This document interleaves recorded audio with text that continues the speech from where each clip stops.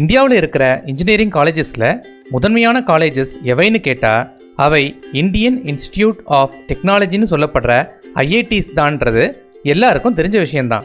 அந்த ஐஐடிஸில் அட்மிஷன் வாங்குறதுக்காக ஸ்டூடெண்ட்ஸுக்கு நடத்தப்படுற ஒரு என்ட்ரன்ஸ் எக்ஸாம் தான் ஜேஇஇ அட்வான்ஸ்டுன்ற joint entrance examination advanced.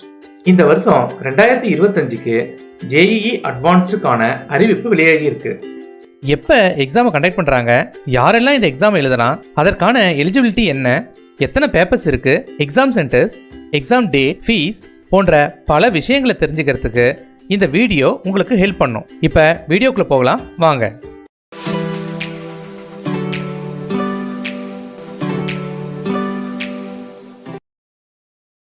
JEE advanced எக்ஸாமை இந்த வருஷம் ஜாயிண்ட் அட்மிஷன் போர்டுன்னு சொல்லப்படுற JAC 2025 வழிகாட்டுதலின் படி 7 ஐஐடிஸ் ஒன்னா சேர்ந்து நடத்துறாங்க. அதுல முதன்மையா நின்று ஆர்கனைஸ் செய்யறது ஐஐடி கான்பூர். சரி, ஜேஇஇ அட்வான்ஸ்டு எக்ஸாமை டைரக்டா அப்ளை பண்ணி எழுதலாம் அப்படின்னு நினைச்சா அதுதான் முடியாது.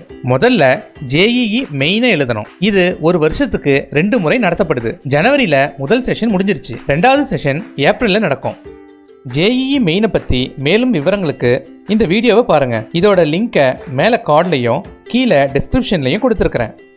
ஜேஇஇ மெயினில் வாங்குற மார்க்ஸை பொறுத்து அடுத்தது ஜேஇஇ அட்வான்ஸ்டு எழுதணும். அதற்கப்புறம் ஜாயிண்ட் சீட் அலோகேஷன் அத்தாரிட்டின்ற ஜோசாவால் நடத்தப்படும் கவுன்சிலிங் மூலம் ஐஐடிஸில் அட்மிஷன் வாங்கலாம். ஜேஇஇ மெயின் எக்ஸாம் எழுதினவங்களில் யாரெல்லாம் ஜேஇஇ அட்வான்ஸ்ட் எக்ஸாம் எழுத முடியும்? ஐஐடிஸில் பிஇ ஆர் பிடெக் படிக்கணுன்றதுக்காக ஜேஇஇ மெயினில் பேப்பர் 1 எழுதினவங்க ஜேஇஇ அட்வான்ஸ்டு எழுதணும். அதுபோல் பிஆர் படிக்கணுன்றதுக்காக பேப்பர் 2A எழுதினவங்களும் ஜேஇஇ அட்வான்ஸ்டு எழுதணும். ஆனால் இது மட்டும் போதாது, இதுக்கு மேலே அவங்க ஏஏடின்ற ஆர்கிடெக்சர் ஆப்டிடியூட் டெஸ்ட்டையும் எழுதணும். அப்படி எழுதி கிளியர் பண்ணாலும் எல்லா ஐஐடிஸ்லையும் சீட் கிடைக்காது. ஏன்னா ஐஐடி கரக்பூர், ஐஐடி ரூர்க்கி மற்றும் ஐஐடி வாரணாசின்னு 3 ஐஐடிஸ் மட்டும்தான் பிஆர்க்கு ஆஃபர் பண்ணுறாங்க. ஸோ இந்த 3 ஐஐடிஸில் மட்டும்தான் பிஆர்க்கு அட்மிஷனுக்கு ட்ரை பண்ண முடியும். கடைசியாக பி பிளானிங் படிக்கணும்னு ஜேஇஇ மெயினில் பேப்பர் 2BA எழுதுனவங்க ஜேஇஇ அட்வான்ஸ் எழுத வேண்டிய அவசியம் இல்லை. ஏன்னா எந்த ஐஐடியும் பி பிளானிங்கை ஆஃபர் பண்ணலை. அதனால் அவங்க ஜேஇஇ மெயின் ஸ்கோரை வச்சு என்ஐடி, IIIT, CFTI மற்றும் இதர இன்ஸ்டிடியூட்ஸில் எங்கே பி பிளானிங் இருக்குன்னு பார்த்து அங்கே ஜோசா கவுன்சிலிங் மூலம் ஜாயின் பண்ணலாம். எந்தெந்த இன்ஸ்டிடியூட்ஸ் அவங்க காலேஜ் அட்மிஷனுக்கு ஜேஇஇ அட்வான்ஸ்டு ரேங்கை யூஸ் பண்ணுறாங்கன்னு பார்ப்போம். இதில் என்ன டவுட், ஐஐடிஸ்க்கு போகத்தானே ஜேஇஇ அட்வான்ஸ்டு எழுதுறோன்னு கேட்கலாம். You are correct. 22 IITs and ஒரு ஐஐஎஸ்சின்னு மொத்தமாக 23 ஐஐடிஸ்க்கு நீங்கள் ஜேஇஇ அட்வான்ஸ்டு ரேங்கை வச்சு அட்மிஷன் வாங்கலாம். ஆனால் அவை மட்டும் இல்லைங்க, இன்னும் நிறைய இன்ஸ்டிடியூட்ஸ் இருக்குது. Indian institutes of science, education and research எனப்படும் 7 ஐஐஎஸ்சிஆர்லையும், Indian institute of space science and technology எனப்படும் ஐஐஎஸ்டிலையும், Rajiv Gandhi institute of petroleum technology எனப்படும் RGIPTலையும், Indian institute of petroleum and energy எனப்படும் IIPலையும் அட்மிஷன் வாங்கலாம். இவை எல்லாமே சென்ட்ரல் கவர்மெண்ட் இன்ஸ்டிடியூஷன்ஸ் தான். இவை தவிர இந்தியாவில் உள்ள எவ்வளவோ ப்ரீமியம் இன்ஸ்டிடியூட்ஸ் அண்ட் யூனிவர்சிட்டிஸில் இந்த ரேங்கை கன்சிடர் பண்ணி அட்மிஷன் தராங்க. சரி, ஐஐடிஸில் என்னென்ன கோர்சஸ் இருக்குதுன்னு பார்ப்போம். ஃபர்ஸ்ட் ஒன், இன்ஜினியரிங் படிக்கணும்னு ஆசைப்படுறவங்களுக்கு தேவையான பிடெக். அடுத்தது பேச்சுலர் ஆஃப் சயின்ஸ் எனப்படும் BS. 3வது BArch. 4வது டியூவல் டிகிரி பிடெக் எம்டெக். 5வது dual degree BS and MS. 6வது இன்டகிரேட்டட் எம்டெக். 7வது இன்டகிரேட்டட் BS அண்ட் MS. 8வது dual degree BTech and MBA. கடைசியா dual degree BS and MBA. இந்த 9 ப்ரோக்ராம்லையும் பல ஸ்ட்ரீம்ஸ் இருக்கு. உதாரணமா பிடெக்ல மட்டும் aerospace engineering, agricultural and food engineering, artificial intelligence and data அனாலிசிஸ்னு 66 ஸ்ட்ரீம்ஸ் இருக்கு. இந்த டீடைல்ஸை இன்ஃபர்மேஷன் ப்ரௌசர்ல கொடுத்துருக்காங்க. அதை JEEADV.ac.in வெப்சைட்ல இருந்து டவுன்லோட் பண்ணிக்கோங்க. ஐஐடியில் இவ்வளவுதான் ப்ரோக்ராம்ஸ் இருக்குன்னு நினைச்சிடாதீங்க. ஜேஇஇ அட்வான்ஸ்ட் எக்ஸாம் மூலமா ஐஐடியில் எந்தெந்த ப்ரோக்ராம்ல சேர முடியுமோ அவை தான் இங்கே கொடுக்கப்பட்டிருக்கு.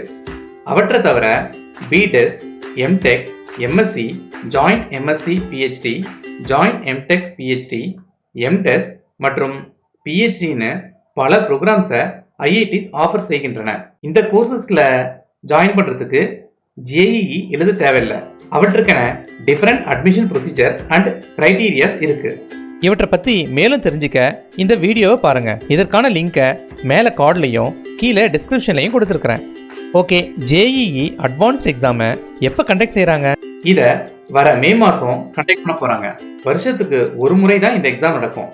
சரியாக சொல்லணும்னா மே 18ஆம் தேதி சண்டே அன்னைக்கு இந்த எக்ஸாம் நடக்க போகுது. இதில் 2 பேப்பர்ஸ் இருக்கு. ரெண்டுமே அதே நாளில் காலை மதியம்னு 2 வேலையிலையும் நடக்க போகுது. பேப்பர் 1 காலை 9 to 12 மணிக்கும், பேப்பர் 2 மதியம் 2 to 5:30 மணி வரைக்கும் நடக்க போகுது. எல்லாருக்கும் 3 மணி நேரம் எக்ஸாம்னா பர்சன்ஸ் வித் டிசபிலிட்டி, அதாவது பிடபிள்யூடி கேண்டிடேட்ஸ்க்கு மட்டும் 4 மணி நேரம் இந்த எக்ஸாம் நடக்கும். அதுவும் ஒரு நாள் முன்னாடியே, தட் இஸ் மே 17 அவங்களுக்கு எக்ஸாம் நடக்கும். அடுத்ததா ஜேஇஇ அட்வான்ஸ் எழுத தேவையான தகுதிகள் ஒரு இந்திய குடிமகனுக்கு என்னென்னு கொஞ்சம் விரிவாக பார்ப்போம். ஃபர்ஸ்ட் கிரைட்டீரியன், ஜேஇஇ மெயின்ல கேண்டிடேட்டோட பெர்ஃபார்மன்ஸ். அதாவது மெயின் எழுதின எல்லாரும் அட்வான்ஸ் எழுத முடியாது. மெயின் எக்ஸாம்ல பேப்பர் 1 எழுதி ஸ்கோர் பண்ணவங்கள டாப் 2.5 lakhs கேண்டிடேட்ஸ் மட்டும்தான் ஜேஇஇ அட்வான்ஸ் எழுத தகுதியானவங்க. ஆனா பேப்பர் 2A பத்தி எதுவும் குறிப்பிடல. அதனால பிஆர் படிக்க மெயின் எழுதினவங்கள அவைலபிள் சீட்ஸ்க்கு தகுந்த மாதிரி ஒரு ரேஷியோல ஷார்ட் லிஸ்ட் பண்ணி அவங்கள ஜேஇஇ அட்வான்ஸ் எழுத கூப்பிடலாம். அடுத்த criterion age limit. Candidates October 1, 2000 அன்னைக்கோ அல்லது அதற்கு அப்புறமோ பிறந்திருக்கணும். எஸ்சி, எஸ்டி அண்ட் பிடபிள்யூடி கேண்டிடேட்ஸ்க்கு 5 years ஏஜ் ரிலாக்ஸேஷன் கொடுத்துருக்காங்க. அதாவது அவங்க அக்டோபர் 1, 1995 அன்னைக்கோ அல்லது அதற்கு அப்புறமோ பிறந்திருந்தா போதும். ஒருவர் ஜேஇஇ அட்வான்ஸ்ட் எக்ஸாமை மேக்சிமம் 2 முறை அட்டன் பண்ணலாம். அதுவும் அடுத்தடுத்த வருஷங்கள்ல அட்டன் பண்ணியிருக்கணும். கிரைட்டீரியன் 4, +2 அல்லது ஈக்குவலண்ட் எக்ஸாம். கேண்டிடேட் +2 அல்லது அதற்கு சமமான தேர்வில் பிசிக்ஸ், கெமிஸ்ட்ரி அண்ட் மேக்ஸ் சப்ஜெக்ட்ஸை எடுத்து படித்து 2024 அல்லது 2025 போர்டு எக்ஸாமை அட்டன் பண்ணியிருக்கணும். Criterion 5, earlier admission at IITs. Candidate ஏற்கனவே ஐஐடியில் அட்மிஷன் ஆகியிருக்க கூடாது. ஒருவேளை அட்மிஷன் ஆகி பின்னர் கோர்ஸை டிஸ்கன்டினியூ பண்ணியிருந்தா கூட இப்போ அட்வான்ஸ் எக்ஸாம் எழுத முடியாது. அட்மிஷன் தான் ஆகணும்னு இல்லை, கோர்ஸை அக்செப்ட் பண்ணிக்கிறேன்னு இதுக்கு முன்னாடி ஆன்லைன்லேயோ அல்லது ரிப்போர்ட்டிங் சென்டர்லேயோ கூட ஒத்துட்டு இருக்கக்கூடாது. கேண்டிடேட்ஸ் ஐஐடியில் ஏற்கனவே ஜாயின் பண்ணி அதுக்கப்புறம் ஏதாவது ஒரு காரணத்துக்காக அட்மிஷன் கேன்சல் ஆகியிருந்தாலும் இப்போ அட்வான்ஸ்ட் எக்ஸாம் எழுத முடியாது. 2024 ஏதாவது ஒரு ஐஐடியில் ப்ரிப்பரேட்டரி கோர்ஸ் அட்மிஷன் ஆனவங்க இப்போ ஜேஇஇ அட்வான்ஸ் எக்ஸாம் எழுதலாம். 2024 ஜோசா கவுன்சிலிங்கில் கேண்டிடேட்க்கு சீட் கிடச்சி அவர் ஆன்லைன் அல்லது ரிப்போர்ட்டிங் சென்டரில் ரிப்போர்ட் பண்ணலைனாலோ, லாஸ்ட் ரவுண்டுக்கு முன்னாடியே சீட்டை வித்ரா பண்ணியிருந்தாலோ, லாஸ்ட் ரவுண்டுக்கு முன்னாடியே அவருக்கு அலாட்டான சீட் ஏதாவது ஒரு ரீசன்னால கேன்சல் ஆகியிருந்தாலோ அவங்க இந்த வருஷம் ஜேஇஇ அட்வான்ஸ் எழுதலாம். அதில் எந்த தடையும் இல்லை. Admission criteria, JEE advanced exam எழுதி அதை கிளியர் பண்ணினா மட்டும் போதாது. அவங்க ஐஐடியில் அட்மிஷன் வாங்க இந்த கிரைட்டீரியாவை ஃபுல்ஃபில் பண்ணியிருக்கணும். அதாவது +2 அல்லது அதற்கு சமமான எக்ஸாமில் 75% மார்க்ஸ் வாங்கியிருக்கணும். இதுவே எஸ்சி, எஸ்டி அண்ட் பிடபிள்யூடி கேண்டிடேட்ஸ் 65% மார்க் வாங்கியிருந்தால் போதும். அல்லது கேண்டிடேட்ஸ் எந்த போர்டில் எக்ஸாம் எழுதியிருக்காங்களோ அதில் டாப் 20% மார்க் எடுத்திருக்கணும். அது அவங்கவுங்க கம்யூனிட்டி வைஸ் இருக்கணும். இந்த 2 கண்டிஷன்ஸில் ஏதாவது ஒன்று சாட்டிஸ்ஃபை ஆகியிருந்தால் போதும். ரிசர்வேஷன் ஆஃப் சீட்ஸ், ஒவ்வொரு கேட்டகரிக்கும் அதாவது கம்யூனிட்டிக்கும் சம் பர்சன்டேஜ் ஆஃப் சீட்ஸ் ஒதுக்கப்பட்டுள்ளது. ரிசர்வேஷன் அண்ட் அவங்க ஜேஇஇ ரேங்க் ரெண்டையும் வச்சு தான் சீட் அலாட்மெண்ட் நடக்கும்.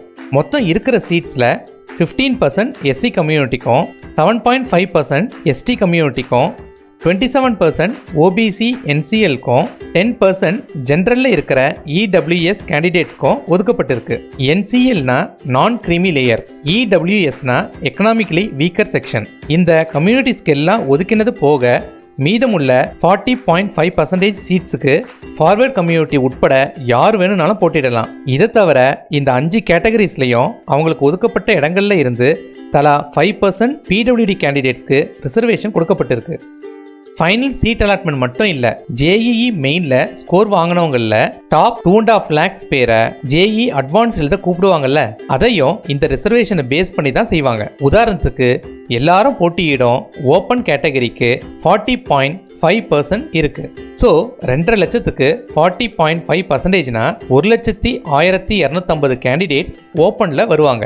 அந்த 1,1250ல் 5%, அதாவது 5,063 பேரை பிடபிள்யூடிக்கு ஒதுக்கினா மீதி இருக்கிற 96,187 இடங்களுக்கு மற்ற ஜென்ரல் கேண்டிடேட்ஸை கூப்பிடுவாங்க. இப்படியே ஒவ்வொரு கேட்டகரிக்கும் ரிசர்வேஷன் படி எவ்வளவு கேண்டிடேட்ஸ், அதில் உள் ஒதுக்கீடான பிடபிள்யூடி கேண்டிடேட்ஸ் எவ்வளவு போன்ற அனைத்து விவரங்களும் இந்த டேபிளில் கொடுத்துருக்கு. பார்த்துக்கோங்க. இந்த 2.5 லட்சம்ன்றது எக்ஸாக்டாக இருக்க வேண்டிய அவசியம் இல்லை. சப்போஸ் 2 பேரோட ரேங்க்ஸ் டையானா அந்த 2 பேரையும் அட்வான்ஸ்ட் எக்ஸாம் எழுத கூப்பிடுவாங்க. இப்படி டையான கேண்டிடேட்ஸ் எல்லாம் சேர்த்தா 2.5 லட்சத்துக்கு மேலே கூட கேண்டிடேட்ஸ் வரலாம். ஜேஇஇ அட்வான்ஸ் எழுத நாடு முழுக்க எக்ஸாம் சென்டர்ஸ் கொடுத்துருக்காங்க. நாம தமிழ்நாடு மற்றும் புதுச்சேரியில் உள்ள சென்டர்ஸை மட்டும் பார்க்கலாம். தமிழ்நாட்டை பொறுத்த வரைக்கும் சென்னை, கோயம்புத்தூர், மதுரை, சேலம், தஞ்சாவூர், திருச்சிராப்பள்ளி, திருநெல்வேலி, வேலூர், நாகர்கோயில், நாமக்கல் அண்ட் விருதுநகர்னு 11 சென்டர்ஸ், புதுச்சேரியில் 1 சென்டர்னு மொத்தம் 12 சென்டர்ஸ் கொடுத்துருக்காங்க. ஜேஇஇ அட்வான்ஸ் 2025க்கான important dates. JEE main 2025 second செஷனுக்கான எக்ஸாம் ஏப்ரல் 1 தொடங்கி ஏப்ரல் 8 முடியுது. அதனோட ரிசல்ட்ஸ் ஏப்ரல் 17 அனௌன்ஸ் பண்ணிடுவாங்க. மெயின் ஸ்கோர் வந்தப்புறம் தான் ஜேஇஇ அட்வான்ஸ்டு ஆன்லைன் ரெஜிஸ்ட்ரேஷனை ஆரம்பிக்கும்.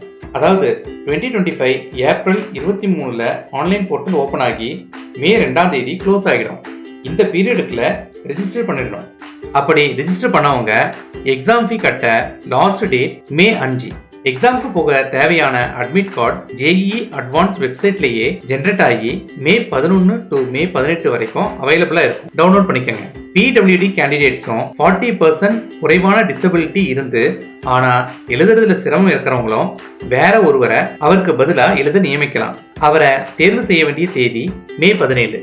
ஜேஇஇ அட்வான்ஸ்ட் எக்ஸாம் மே 18 நடக்க இருக்குது. பேப்பர் 1 அன்று காலை 9 to 12, பேப்பர் 2 அன்று மதியம் 2:30 to 5:30 ஷெட்யூல் பண்ணியிருக்காங்க.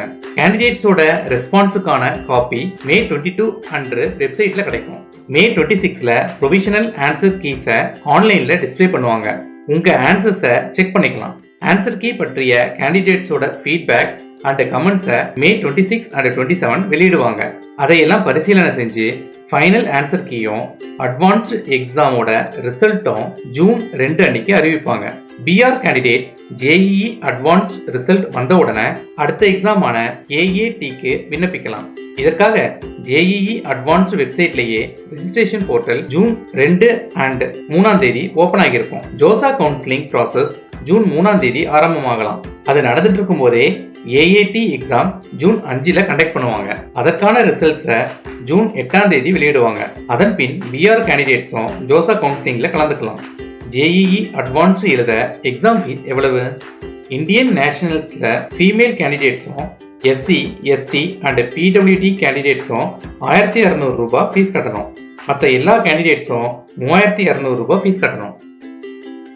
ஓசிஐ பிஐஓ கேண்டிடேட்ஸ்ல இருக்கிற இந்தியன் நேஷனல்ஸும் ஓசிஐ பிஐஓல இருக்கிற foreign nationals and other foreign நேஷனல்ஸ்க்கும் எவ்வளவு ஃபீஸ்னு இங்கே கொடுத்துருக்கேன், பார்த்துக்குங்க.